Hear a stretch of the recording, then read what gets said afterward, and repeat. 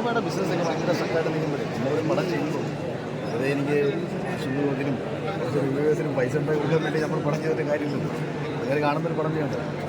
അപ്പോൾ അതിന് വേണ്ടിയിട്ടുള്ള ചിന്തയുള്ള നന്നായി വന്നാൽ ചെയ്യും, ഇല്ലെന്നുണ്ടെങ്കിൽ ചെയ്യാതിരിക്കുന്ന ഏറ്റവും നല്ലതെന്ന് വിചാരിക്കും. നല്ല ആലോചനകളൊക്കെയാണ്. ഇനിയിപ്പം അടുത്ത മാസം ഒരു സിനിമയുടെ കാര്യങ്ങളൊക്കെ സീരിയസ് ആയിട്ടുണ്ട്.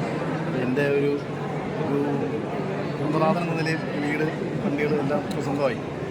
ഈ ആഴ്ചയാണ് ഫ്ലാറ്റിൻ്റെ ഫൈനൽ എടുത്തത്. കഴിഞ്ഞാൽ സിനിമയുടെ പരിപാടിയിൽ തന്നെ ഇറങ്ങണമെന്നുള്ളതാണ്. പക്ഷേ ഭയങ്കര കൺഫ്യൂഷൻ വരുന്നത് പല ബിസിനസ്സും സ്റ്റക്കായിട്ട് ഇങ്ങനെ പല പടങ്ങളും കച്ചവടം നടക്കാതെ മാറുന്നില്ല. നമ്മൾ ഈ ഒരു സാധനം ചെയ്ത് വയ്ക്കുമ്പോൾ എന്തിന് ചെയ്യണം എന്നൊരു ചോദ്യമുണ്ട്. ഞാൻ താനോട് തമാശയ്ക്ക് വെച്ചു, നീ എൻ്റെ സിനിമയും കൂടെ കണ്ടിട്ടേ മരിക്കത്തുള്ളൂ. കഴിഞ്ഞ വർഷം 250 സിനിമ ഇറങ്ങി. ഇതൊന്നും കണ്ടിട്ടില്ല. ഒരാളുടെ ദിവസം ഞാൻ പറഞ്ഞത്.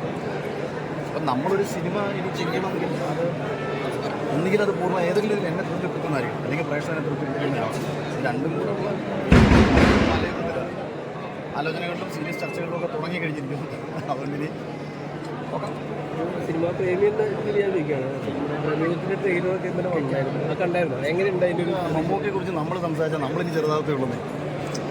ആക്ച്വലി അദ്ദേഹത്തിൻ്റെ അപ്ഡേറ്റ്, അദ്ദേഹം കാര്യങ്ങളെ ഇപ്പോഴും നോക്കിക്കാണുന്ന രീതി, ഇപ്പോഴൊരു നടൻ എന്ന നിലയിൽ ഈ അഭിനയത്തോടൊരു തരം ആർത്തി, വ്യത്യസ്തതകൾ തേടിയുള്ളൊരു വലച്ചിൽ, അത് ഞാൻ ഖത്തറിലെ മമ്മൂക്ക ഫാൻസിൻ്റെ അവിടുത്തെ പ്രോഗ്രാം ഏകദേശം ഞാനായിരുന്നു. അപ്പം ഞാൻ അവരോടും പറഞ്ഞത്, ഇന്നീ കാലഘട്ടത്തിൽ ഇപ്പോൾ മലയാളത്തിൻ്റെ നമ്മുടെ മഹാനടനെന്നൊന്നും അല്ല, ഏറ്റവും നമുക്ക് ഈ യുവാക്കൾക്ക് മാതൃകയാക്കാൻ പറ്റും. എല്ലാ കാലത്തും മാതൃകയാക്കാൻ പറ്റുന്ന നമുക്ക് തന്നെ അവരത്ര അപ്ഡേറ്റ് ചെയ്തുകൊണ്ടിരുന്നെങ്കിൽ മാത്രമേ നമുക്ക് വളരാൻ പറ്റൂ. ഞാനിപ്പോഴും നിന്നിട്ട് 80കളെ കുറിച്ച് സംസാരിച്ച കാര്യമില്ല, അല്ലെങ്കിൽ 90കളിൽ അന്നങ്ങനെ സിനിമയായാലും എന്തായാലും നമ്മളിപ്പം നിങ്ങൾ ഉപയോഗിക്കുന്ന സ്മാർട്ട് ഫോൺ കൊണ്ടാണ് നിങ്ങൾ എൻ്റെ ഫ്രണ്ടിൽ അത് കോടാക്കും ഫിലിമൊക്കെ കത്തി ചെയ്യുന്നൊരു കാലം. അപ്പോൾ ഇങ്ങനെ കാലം ഇങ്ങനെ മാറി. അംബാസഡർ കാറുകൾ ഒരു കാലത്ത് ഇന്ത്യൻ നിരത്തുകളോടി ഇത് സ്മാർട്ട് കാറുകളെ ഇലക്ട്രിക് വാഹനങ്ങളായിരുന്നു. അതും മനസ്സിലാക്കാൻ കഴിയുന്നതാണ് എപ്പോഴും സക്സസ്.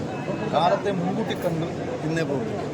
കാര്യത്തിൽ മുമ്പ് ലെജൻഡാണ്, ഒരു പുലിയാണ്, ഭയങ്കര അപ്ഡേറ്റാണ്. ഞാൻ അക്കാര്യത്തിൽ എനിക്ക് ഭയങ്കര ആരാധനയാണ്. പ്രമേയമൊന്നുമില്ല, അതിൻ്റെ ഓരോ സിനിമകളിലും സ്വീകരിക്കുന്ന സമീപനമൊക്കെ തന്നെ അത്ഭുതകരമായിട്ടുള്ള സമീപനങ്ങളാണ്. എനിക്ക് പലപ്പോഴും ഇപ്പം ലാലേട്ടൻ എന്ന് പറയുന്ന ഒരു സൂപ്പർ താരത്തിൽ നിന്നും അദ്ദേഹത്തിൽ നിന്നൊരു നടനെ കണ്ടിട്ട് കുറേ നാളായിരുന്നു. ഇപ്പം ഈ മലക്കോട്ടെ വലിയ ഭയങ്കര അത്ഭുതം തോന്നി. അദ്ദേഹം ആ പ്രായത്തിൽ എടുത്തേക്കുന്ന എഫേർട്ട്, ലാലേട്ടൻ എടുക്കുന്ന എഫേർട്ട് നമുക്ക് അത്ഭുതം തോന്നി. പക്ഷേ സ്ക്രീനിൽ അല്ലെങ്കിൽ തിയേറ്ററിൽ ആ ഒരു എഫേർട്ട് കാണാൻ പറ്റാതെ. അപ്പോൾ ആ മനുഷ്യൻ കൊടുത്ത എഫേർട്ട് പ്രേക്ഷകർക്കിടയിൽ വരാത്തപ്പോൾ എഫേർട്ടുകൾക്ക് വിലയില്ലതാണ്. മമ്മൂക്കയെ സംബന്ധിച്ച് വളരെ ബുദ്ധിപരമായിട്ട് എഫേർട്ടുകൾ ഒരേപോലെ തന്നെ ചർച്ച ചെയ്യിപ്പിച്ച് കൊണ്ടുവന്നു.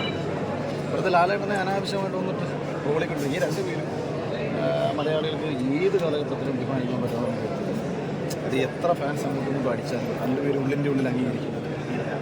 നമുക്ക് വെച്ചൊരു പടം ഞങ്ങൾക്ക് പ്രതീക്ഷിക്കാമോ ഫിൽമേറെ? അങ്ങനെയൊക്കെ അപ്പോൾ അദ്ദേഹത്തിൻ്റെ അടുത്തൊക്കെ പോയി നമ്മളൊരു കഥ പറയുമ്പോൾ ഞാൻ മുമ്പൊരിക്കൽ ആൻഡോ ചേട്ടൻ്റെ തന്നെ സബ്ജക്റ്റ് പറഞ്ഞിരുന്നു. എനിക്ക് മമ്മൂക്ക ഒരു പക്ഷേ ഇഷ്ടപ്പെട്ടേക്കുമെന്ന് തോന്നുന്നു. മമ്മൂക്ക ഇപ്പോഴും അറിയില്ലത് കേട്ടിട്ടുണ്ടോയെന്ന് അറിയില്ല. നമുക്ക് എനിക്ക് മെസ്സേജ് അയച്ചോളാം. ബിഗ് ബോസ് കഴിഞ്ഞ സമയത്ത് എനിക്ക് ബെസ്റ്റ് വിഷസ് ഒക്കെ അയച്ചോളാം. ഞാൻ ഇടയ്ക്ക് മെസ്സേജ് ഒക്കെ അയക്കും. പിന്നെ ലാലേട്ടൻ്റെ പടം വന്ന സമയത്താണ് ഞാൻ പ്രൊമോഷൻ ചെയ്യേണ്ട ലാലേട്ടൻ്റെ മറുപടി ഞാൻ ഷെയർ ചെയ്തത്. അങ്ങനെ അദ്ദേഹത്തിൻ്റെ അടുത്ത് എത്താൻ പറ്റുന്നൊരു കഥകൾ നമുക്ക് വന്നാൽ പറയണമെന്നൊക്കെ ആഗ്രഹമുണ്ട്. പക്ഷേ അതൊക്കെ ചെയ്ത് ഇതുവരിപ്പിക്കാനുള്ള അത്രയും വലിയ ഡയറക്ടറൊക്കെ ഞാൻ ആയോന്ന് ഞാൻ ചോദിക്കുമ്പോൾ ഞാൻ എനിക്ക് വേണ്ട. എന്നാലും ചെയ്യണമെന്ന് എല്ലാ കാഴ്ചയും താങ്ക് യു.